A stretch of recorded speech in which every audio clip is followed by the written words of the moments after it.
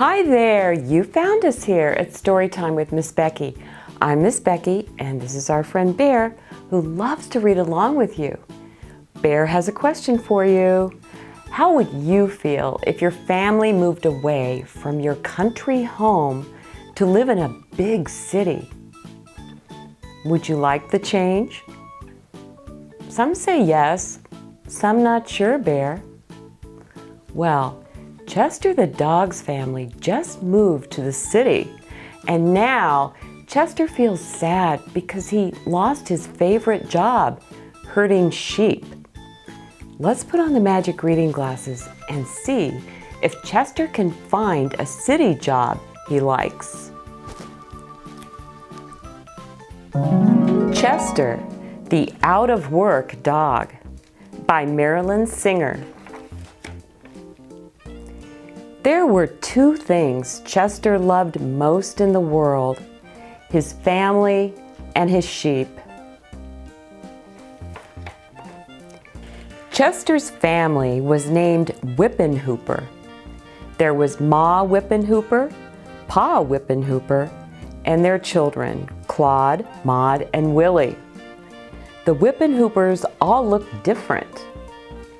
The sheep all looked pretty much the same, but Chester could recognize each and every one.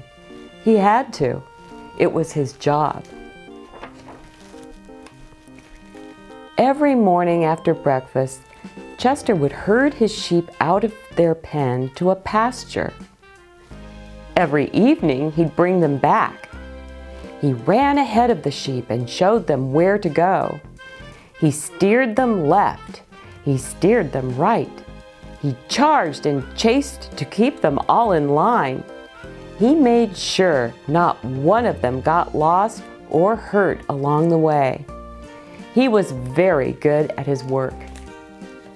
At night, when his work was done, Chester would settle down happily with the Whippenhoopers, first to listen to a little television, and later to the quieter country sounds of the wind in the apple trees, the crickets in the grass, and the distant bleat of his sleepy sheep.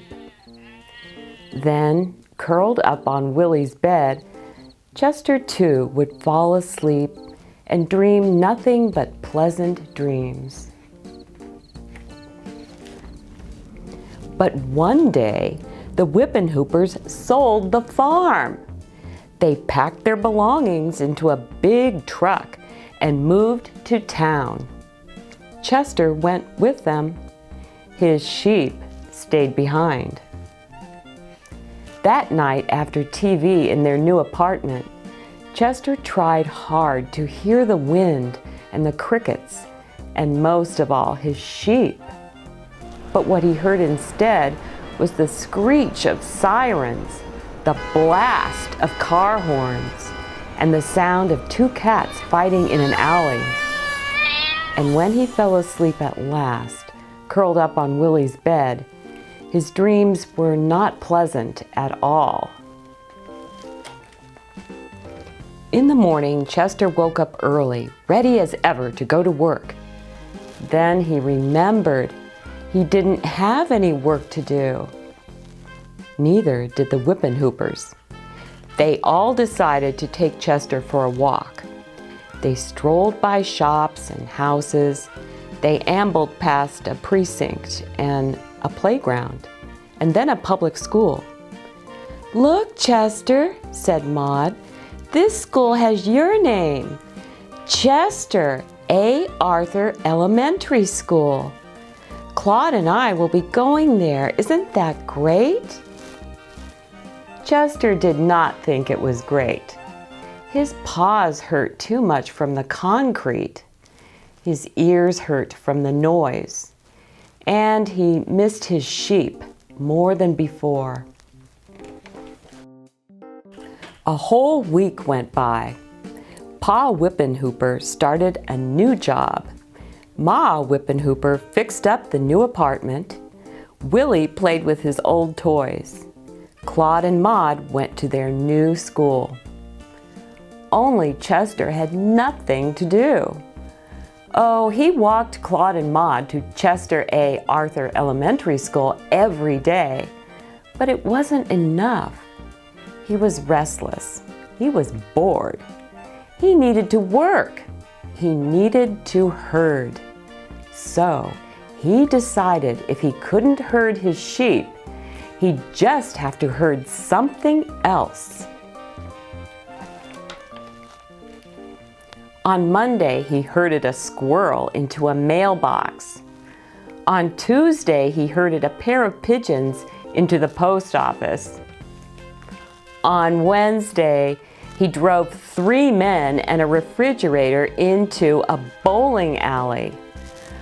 "Oh dear," said Ma Whippenhooper, who had to apologize.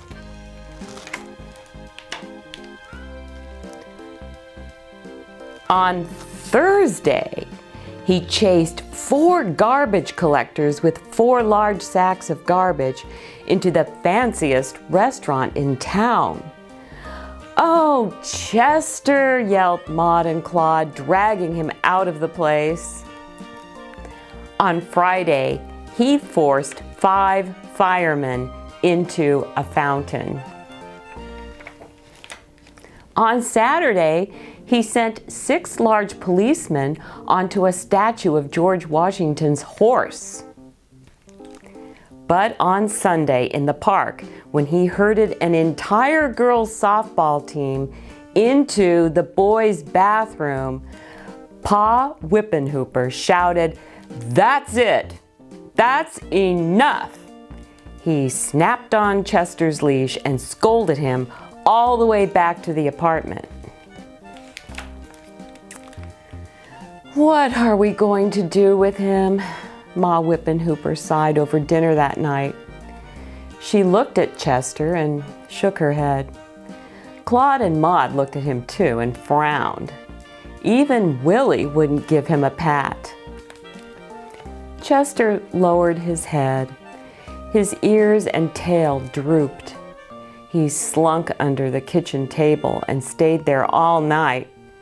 He did not go to sleep on Willie's bed. He did not go to sleep at all. It was clear to him his family didn't need him anymore. But perhaps his sheep still did. So just as the sun was coming up, before the Whippenhoopers rose, he quietly climbed out the window and set out for his old home. He trotted purposefully past the shops and the houses, the precinct, the playground, and Chester A. Arthur Elementary School. A man tried to pet him.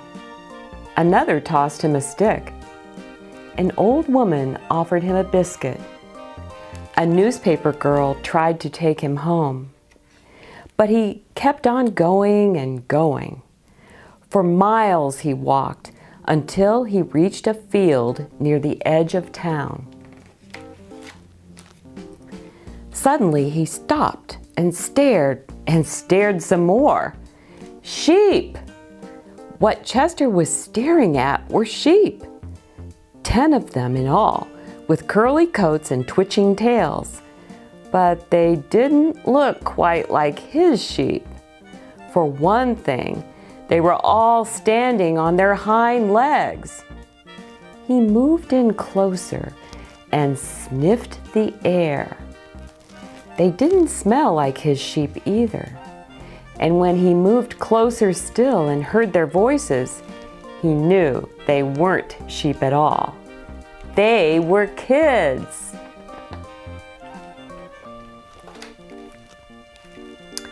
"What are we going to do?" one of them cried.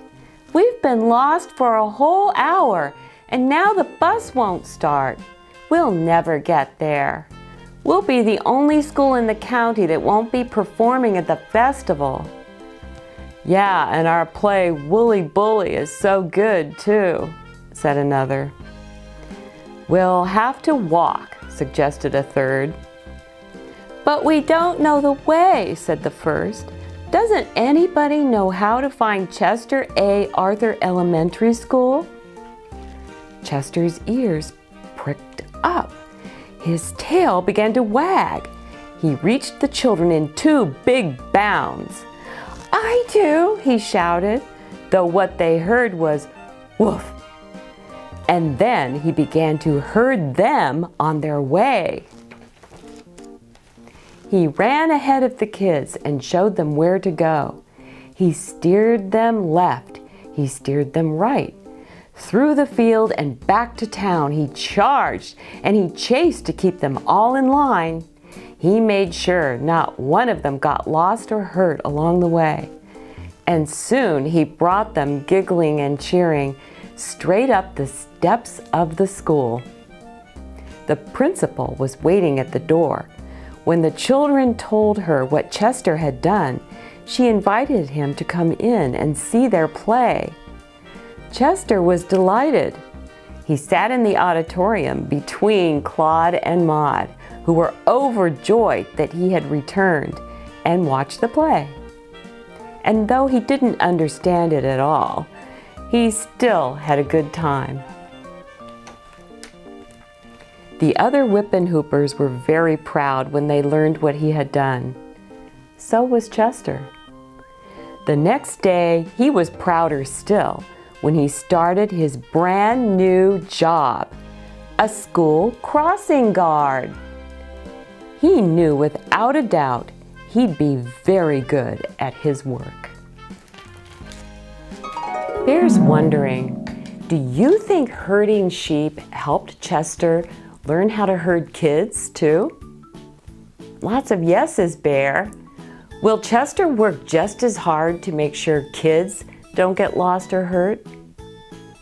Most say yes, Bear. Well, Bear wants to know which you think Chester will like better, his old job or his new job? Bear's also hoping you come back soon for more adventures in finding the right job.